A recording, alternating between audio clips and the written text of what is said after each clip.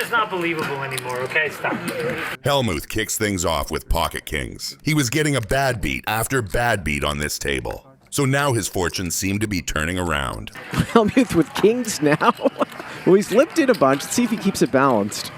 Hey, come on, just min-raise he's it. gonna raise Oh it. my God, Raise it up to why? 8. After 3 folds, we reach Hellmuth with his king 4 suited. It must be his lucky hand or something, because he will call Hellmuth's bet. Unfortunately for him, though, Stanley, who is looking down on these juicy queens, is going to. Raise it. 5,200. There's the 3-bet. Just a call from Phil. No 4-bet. Getting the other people out. That's going to bring Keating in, I'm sure it does. Hellmuth is probably silently screaming from happiness on the inside. This 3-bet is perfect for him, and he snap calls it. The real question is, why would Keating and Hellmuth pay this steep price with such marginal hands? But that, I will leave to you, the viewer. The flop comes 8, 7, 8 rainbow. It might not be perfect because sometimes pair of 7s or 8s gets through this 3-bet to see the flop. But Hellmuth should be reasonably happy with how it turned out for now. Stanley bets $5,000 again. And this time out, only Hellmuth will make the call, with Keating and Hellmuth finally taking the smart and right option of folding those weak hands. And the queen on the turn! Oh, we're gonna see some steam. Gentlemen, I can officially attest to the fact that Hellmuth is probably the unluckiest player I have ever seen. This queen is about to wipe the calmness off of Hellmuth's face. The only question left is, will Choi play it so he extracts maximum value plus a bonus of Hellmuth's rage at the end? Bet 21. All right, 21,000. Wow.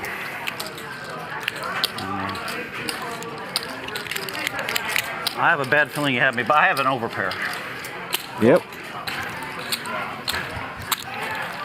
Come on, this motherfucking goddamn fucking queen. What's that? You come to my game and you're wasting my time. Tony G trash talked this guy for wasting time. So much that he ended up folding aces. But how did we get to this point?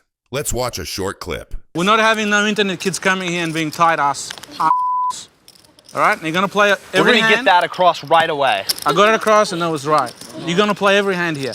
You don't come here and play tight, okay? Okay. Come on internet you play like in 1 second. And when you come here now, you come to my game and you're wasting my time. Amanda, bring a tricycle. These kids are coming here taking me on. Tony, calm down, please. All of this fighting that we just saw culminates in the hand we are taking a look at today. Our hero is holding ace-jack offsuit and has already raised to $2,500. Let's see where his aggression will take him and us. 6 trays suited, good enough to call for Daniel. Queen Jack for Alan Barry, who folds. It's a little tight, but he is dominated. And Reynolds folds. Also tight, both guys were out of position to the razor. I'm very unhappy right now. The flop comes deuce ace king with a flush draw for Negreanu and top pair for our hero. With everybody but Negreanu folding, our hero is in prime position with his pair of aces to take over the pot.